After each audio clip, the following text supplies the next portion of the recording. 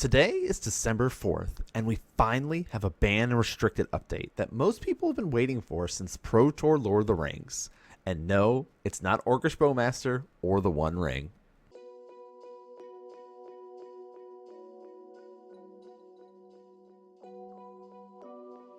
Rakdos Scam, or Rakdos Evoke, is finally getting hit with a ban.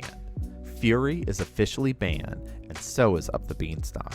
In today's episode, we'll explain how these decks rose to dominate the meta, so much so that Wizards need to step in. Rakdos Evoke has been the #1 deck in Modern when it dethroned Izzet Murktide at the end of the spring, beginning of the summer. At the start of the year, Izzet Murktide was the #1 deck, making up about 13% of the meta, with Hammer Time right behind it at about 11. At the time, Rakdos Evoke was only around 7% of the meta. The deck's game plan had pretty much been the same. Pitch a black card to cast Grief for free, stripping away your opponent's best card. Cast an Undying Malice, feign death, or Not Dead After All, and your Grief comes back from the graveyard, stripping away your opponent's second best card. Essentially, forcibly milling your opponent to 5 cards.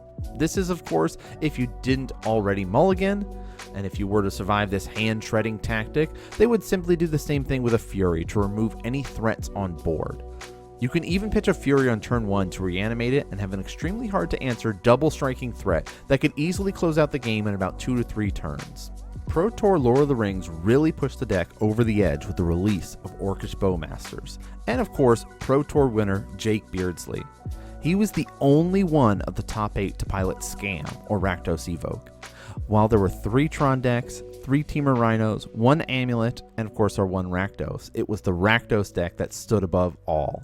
Since then, RCQ and tournament grinders have been dominating the modern meta with Rakdos Scam, so much so that it's currently sitting at 20% of the meta, with the next highest deck, Teamer Rhinos or Crashing Footfalls, sitting at about 7%. Cascade Beanstalk, which everyone has been talking about, is sitting at about 6% of the meta. And the rest of the tier 1 meta is what you'd expect. Things like Burn, Murktide, Tron, Yawgmoth, Hammer Time, Amulet Titan, Hardened Scales, all those decks are sitting only around 4 or 5% of the meta. So why ban Fury and not Grief? Well, part of that is due to the second card that was banned.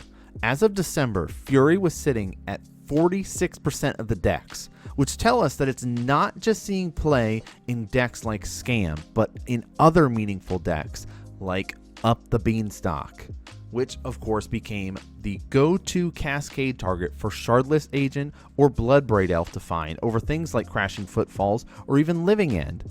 The 4-color Omnath list had been utilizing these Evoke creatures for value for a while now. Its weakness up to this point was card advantage. That was no longer the case when casting Up the Beanstalk, as you would draw a card to replace itself when you cast it, and then every meaningful removal spell or creature that you would cast would then replace itself with an Up the Beanstalk trigger.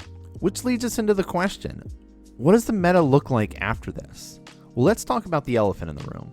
No Lord of the Rings cards were banned. Bowmasters was about 38% of the decks going into the ban, and I'm currently running a playset in my Grixis Death Shadow list.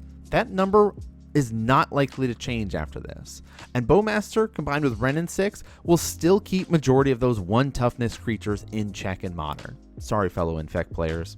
However, there is still opportunity for Kindred decks to be able to rise back up in the meta, seeing as that losing 1 creature to Bowmaster is much easier to manage than losing 3 or 4 creatures from Fury.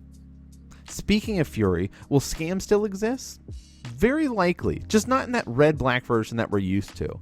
It'll likely pivot into an Orzhov list or even a Mardu list utilizing cards like Solitude or Ephemerate for added value. Wrap up, I'm a little sad that nothing was unbanned, but I understand they want to see how the modern meta stabilizes post-Fury and Up the Beanstalk. Make sure to leave a comment though and let me know, what do you think of the ban announcement? And what decks are you going to be trying to play now that Fury and Beanstalk are gone?